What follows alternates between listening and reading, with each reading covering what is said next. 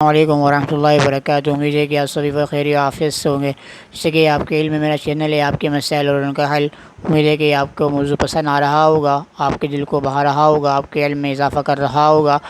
تو آج الحمدللہ سے اسی موضوع کی نکاح کے عنوان کے اوپر کہ نکاح ٹیلی فون پر آئے کہ جائز ہے یا نہیں ہے، اسی موضوع کے اوپر لب و شائع کر رہا ہوں۔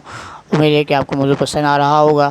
آپ سے ریکویسٹ ہے، میرا چینل ہے آپ کے مسائل اور ان کا حل کو آپ سبسکرائب کیجیے، شیئر کیجیے، نیچے دیے گئے بیل آئکن کے بٹن کو کلک کیجیے۔ جو بات سمجھ میں آپ کمنٹس کیجیے، جو بات آپ کو سمجھ میں نہ آپ وہ بھی آپ کمنٹس کر سکتے ہیں۔ میں انشاءاللہ تعالیٰ آپ کو وقتاً فوقتاً جواب دوں گا۔ چلتے ہیں اپنے موضوع کی ذرا درود شریف پڑھ لیجیے۔ اللہم صلی علی محمد وعلی آل محمد کما صلیت علی ابراہیم وعلی آل ابراہیم انک حمید مجید۔ اللہم بارک علی محمد وعلی آل محمد کما بارکت علی ابراہیم وعلی آل ابراہیم انک حمید مجید۔ بسم اللہ الرحمن الرحیم۔ گونگے کی رضامندی کس طرح معلوم کی جائے؟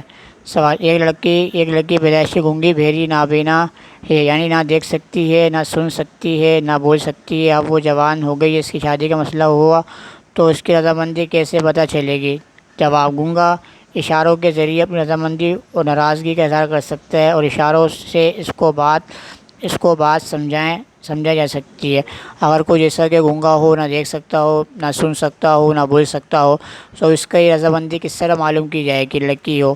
تو لڑکی کی تو اس کے ذریعے سے، اشاروں کے ذریعے سے اس کی رضامندی معلوم کی جائے گی۔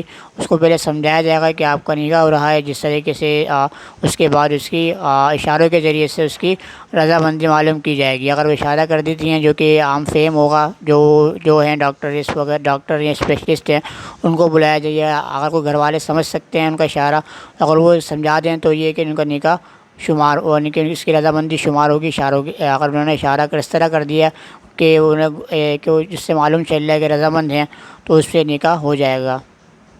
نکاح میں والدیت کا اظہار۔ سوال: ایک شخص نے ایک لڑکا گود لیا۔ جب لڑکی کی شادی ہوئی تو اس شخص نے جس لڑکے نے گود لیا ہے، نکاح نامے پر لڑکے کی اصل والدیت بجائے اپنا نام لکھوا دیا، جبکہ لڑکے کا اصل والد بھی نکاح کے وقت موجود تھا۔ سوال یہ ہے کہ لڑکے کا نکاح ہو گیا؟ جواب: غلط والدیت نہیں لکھوانی چاہیے، تاہم اگر مجلس نکاح کے حاضرین کو معلوم تھا کہ فلاں لڑکے کا نکاح ہو رہا ہے تو نکاح ہو گیا۔ اگر کوئی اس طرح کر لیتا ہے کہ کسی کو گود لیا اور اس کا نکاح ہو رہا ہے، اور جو اصل والد تھا اس کا نام نہیں لکھوایا، بلکہ جو والد جس نے گود لیا تھا، جس شخص نے، اس نے اپنا نام لکھوا دیا، تو اس صورت میں نکاح تو ہو جائے گا، مگر یہ ہے کہ بہتر یہی ہے کہ وہ انہیں کا نام لے۔ مگر یہ کہ لوگوں کو معلوم بھی ہونا چاہیے کہ فلاں شخص کا نکاح ہو رہا ہے، موجود ہیں لوگوں کو، تو اس صورت میں نکاح ہو جائے گا۔ مگر عام بہتر یہی ہے کہ جس کا جو والد ہے اس کا نام ہی لکھوایا جائے، کیونکہ یہ فعل حرام بھی، جیسے کہ پیچھے آیا تھا کہ اپنا نام چینج کروا لیا، اس کا نام لکھ دیا، تو یہ ہے کہ فعل حرام بھی ہے، ٹھیک نہیں ہے کہ اس کا والدیت کو چینج کر کے اپنا نام لکھ دیا جائے۔ قرآن مجید پر ہاتھ رکھ کر بیوی ماننے سے بیوی نہیں بنتی۔ سوال: میں ایک لڑکی سے محبت کرتا ہوں، اتنی محبت کہ میں نے روحانی طور پر اس سے اپنی بیوی مان لیا۔ وہ کچھ عرصے سے پہلے قرآن پاک پر ہاتھ رکھ کر اس سے اپنی بیوی مانا ہے۔ آپ بتائیں کیا وہ لڑکی ایسا کرنے سے میری بیوی ہو گئی ہے؟ اگر نہیں تو کیا کہیں اور شادی کرتے وقت مجھے اسے طلاق دینی ہوگی یا اس کی کوئی عدت وغیرہ کرنی ہوگی؟ جواب: قرآن کریم پر ہاتھ رکھ کر بیوی ماننے سے بیوی نہیں ہو جاتی، کیونکہ قرآن کریم پر ہاتھ رکھنے سے دونوں کا نکاح نہیں ہوا، اس لیے اس لڑکی کا نکاح دوسری جگہ جائز ہے، اور آپ بھی والدین کی خواہش کے مطابق شادی کر سکتے ہیں۔ البتہ قرآن کریم پر ہاتھ رکھ کے آپ نے جو قسم کھائی وہ ٹوٹ جائے گی، لہٰذا نکاح کے بعد دونوں اپنی قسم کا کفارہ ادا کریں گے۔ اگر کوئی اس طرح کرتا ہے کہ کسی نے کہا کہ میں نے روحانی طور پر قرآن کریم کے اوپر ہاتھ رکھ کے کہا کہ میری بیوی ہے، تو اس طرح کوئی بیوی نہیں بن جاتی، بلکہ لڑکی جو ہے وہ اپنا نکاح دوسری جگہ کر سکتی ہے، اور لڑکا جو ہو وہ اپنا نکاح بھی دوسری جگہ کر سکتا ہے۔ نہ اس کو عدت گزارنے کی ضرورت ہے، کہ نہ اس کو طلاق وغیرہ جو ہوتی ہے، کیونکہ عام طور پر نکاح نہیں ہوا، نہ طلاق، جب بیوی نہیں ہو طلاق کس بات کی ہوگی؟ تو یہ ہے کہ جو نکاح کے بعد اگر کسی جگہ اس نے نکاح کر لیا، تو اس نے جو قرآن کریم پر ہاتھ رکھا ہے، جو قسم کھائی ہے، تو قسم کھانے کا دونوں کیا ہے، جو لڑکا اور لڑکی دونوں کیا ہے، قسم اور کفارہ ادا کریں گے اس کا۔ خدا کی کتاب خدا کے گھر کو بیچ میں ڈالنے سے نکاح نہیں ہوتا۔ سوال: میں بنگلہ دیش میں رہتی تھی، ہمارا چھوٹا سا خاندان تھا، وہ سب جنگ میں مارے گئے، میں نے ایک گھر میں ایک گھر میں نوکری کر لی، وہاں ایک ڈرائیور تھا، بہت شریف خاندان اور پڑھا لکھا۔ ہم دونوں نے فیصلہ کیا ہم شادی کر لیتے ہیں۔ ہم دونوں نے یہ فیصلہ کیا، خدا کی کتاب اللہ کا گھر ہے، اس کے سامنے کھڑے ہو کر ہم نے خدا کے سامنے وعدہ کیا، اے اللہ ہم دونوں کا نکاح قبول فرما۔ پھر ہم دونوں نے ازواجی زندگی بسر کرنا شروع کر دیا۔ ہمارا یہ نکاح جائز ہے یا نہیں؟ اگر نہیں ہوا تو وہ طریقہ بتلائیں کہ کس طرح سے ہمارا نکاح ہو جائے۔ جواب: آپ نے جس طرح نکاح کیا اسی طرح نکاح نہیں ہوتا۔ دو مسلمان عاقل بالغ گواہوں کے سامنے جواب قبول کرنا ضروری ہے۔ موجودہ حالات میں تو آپ دونوں نے غلط کاری کی میں مبتلا ہیں۔ اگر آپ کسی عالم کے پاس جانے سے بھی شرماتے ہیں تو کم از کم دو مسلمان عاقل بالغ گواہوں کو بٹھا کر ان کے سامنے نکاح کا جواب قبول کر لیجئے اور مہر بھی مقرر کر لیجئے۔ اگر کوئی اس طرح کرتا ہے کہ کوئی کسی آیت ہے قرآن کریم پہ ہاتھ رکھ کر اس نے اللہ تعالیٰ کو گواہ بنا کے نکاح کر لیا تو نکاح نہیں ہوگا، بلکہ ایجاب و قبول کے دو بندوں کو بٹھا کر ایجاب و قبول کرنا ضروری ہوگا۔ دو عاقل بالغ مرد کو کچھ مہر مقرر کر لیں، دو عاقل بالغ کو بٹھا کر آپس میں ایجاب و قبول کر لیں، اور دو عاقل بالغ کو گواہان کو بٹھا لیں اور اب کچھ مہر مقرر کر لیں، تو اس صورت میں ان کا نکاح ہو جائے گا۔ باقی جو انہوں نے کہا کہ جو ہم نے اپنی زندگی ازواجی زندگی کیا گزارنا شروع کر دی تھی اور معاملات کو تعلقات جو آپس میں ہوتے ہیں وہ قائم کرنا شروع کر دی تھی، تو یہ کیا حرام کاری ہے، اس میں کیا توبہ استغفار بھی کرنی چاہیے ان کو۔ نکاح اور رخصتی کے درمیان کتنا وقفہ ہونا ضروری ہے؟ سوال: کسی لڑکی کے نکاح اور رخصتی میں زیادہ سے زیادہ کتنا وقفہ جائز ہے؟ بشرطے کہ کوئی معقول شرعی عذر موجود نہ ہو، صرف جہیز وغیرہ کے انتظامات کا مسئلہ ہو۔ جواب: شریعت نے کوئی کم از کم وقفہ تجویز نہیں کیا، البتہ جلدی رخصتی کی ترغیب دی ہے، اس لیے جہیز کی وجہ سے رخصتی کو ملتوی کرنا غلط ہے۔ اگر کوئی اس طرح کرتا ہے کہ کسی مہر کی وجہ سے اگر شرعی عذر ہو تو اس صورت میں کوئی ٹھیک ہے، اگر رخصتی کے اندر دیر ہو رہی ہے، اگر شرعی عذر نہ ہو، جیسے کہ عام طور پر ابھی ہوتا ہے کہ جہیز کی وجہ سے ایسا ہوتا ہے کہ رخصتی وغیرہ وہ کیا نہیں کی جاتی، جو کہ ایک شرعی عذر نہیں ہے، بلکہ جہیز تو ایک لعنت ہے، ٹھیک چیز نہیں ہے۔ اگر اس کی وجہ سے اگر کی جا رہی ہے تو حکم یہی ہے کہ آپ جلد از جلد کیا رخصتی کریں۔ رخصتی کتنے سال میں ہونی چاہیے؟ سوال: لڑکی کی رخصتی کر دی جاتی ہے جب لڑکے کی عمر صرف 16 سال، لڑکی کی عمر 14-15 سال ہوتی ہے۔ اس عمر میں رخصتی کی انتہائی تباہ نتائج دیکھنے میں آئے ہیں، جن کی تفصیل یہاں ممکن نہیں۔ آپ مہربانی فرما کر یہ بتائیں کہ اتنی عمر میں رخصتی جائز ہے؟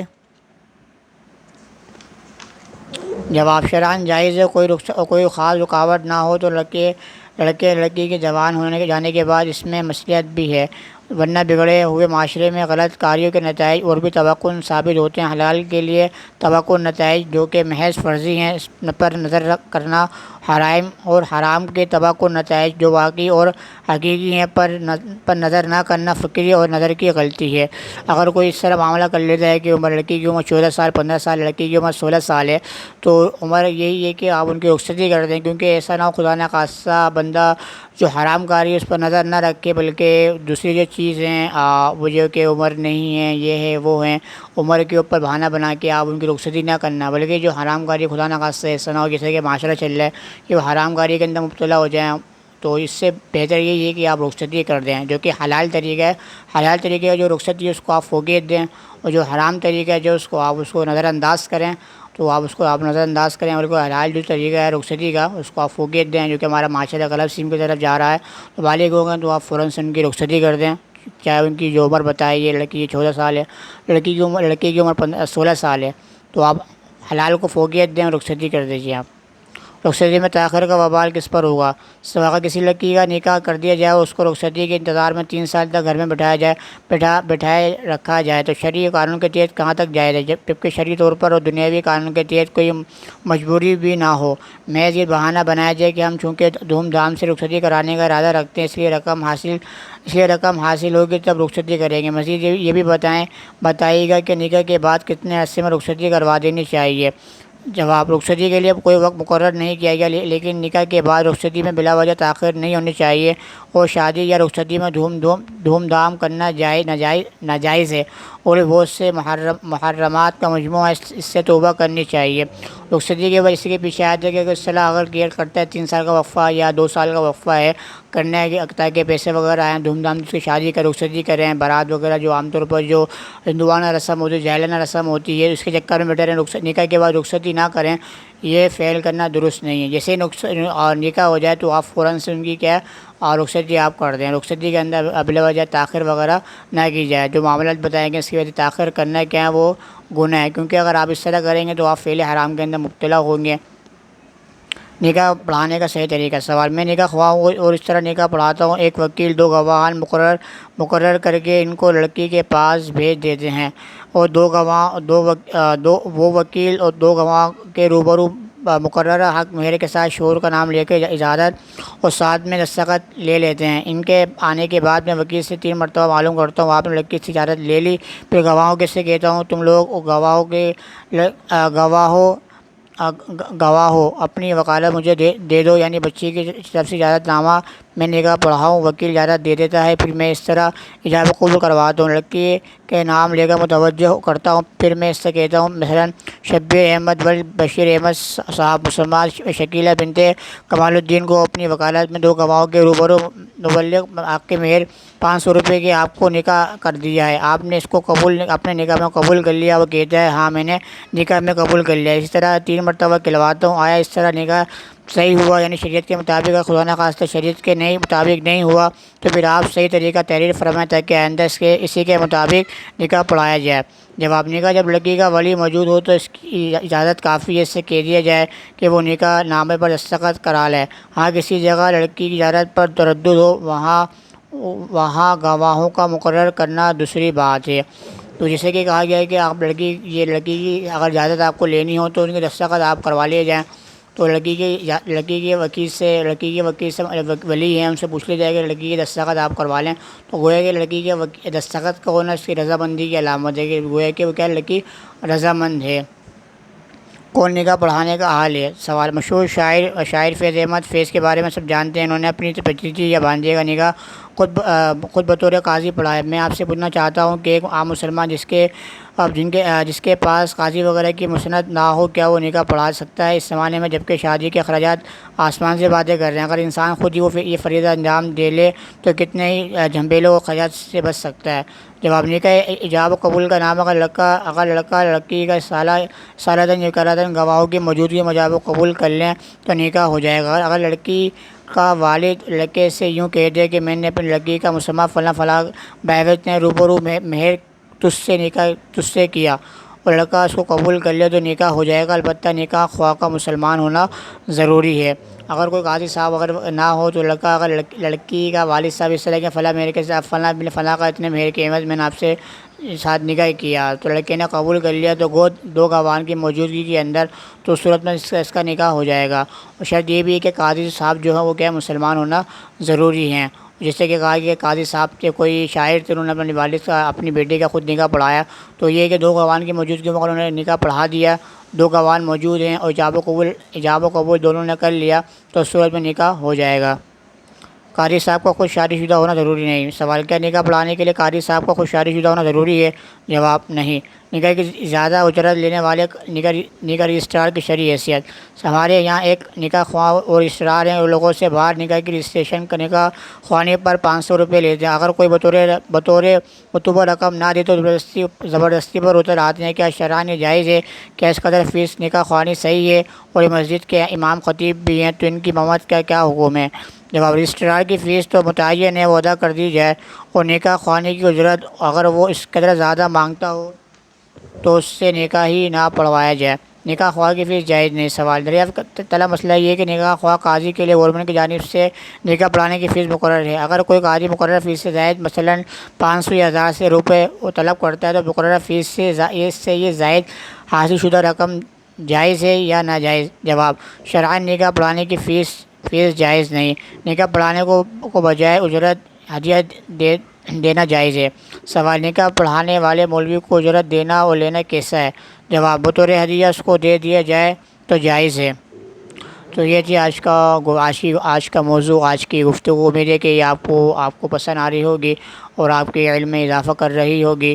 تو آپ سے ریکویسٹ ہے، جو بات آپ کے سمجھ میں آپ لائک شیئر کیجیے، جو بات آپ کو سمجھ میں نہیں ہے آپ کمنٹس کر سکتے ہیں، میں اس کا آپ کو انشاءاللہ تعالیٰ اس کا کمپلیٹلی آپ کو جواب دوں گا۔ تو آپ سے ریکویسٹ ہے، میرا چینل ہے آپ کے مسائل اور ان کا کو آپ سبسکرائب کیجیے، شیئر کیجیے، نیچے دیے گئے بیل آئکن کے بٹن کو کلک کیجیے۔ میں آپ سے زیادہ چاہتا ہوں۔ السلام علیکم ورحمۃ اللہ وبرکاتہ۔ ٹیک کیئر، اللہ حافظ۔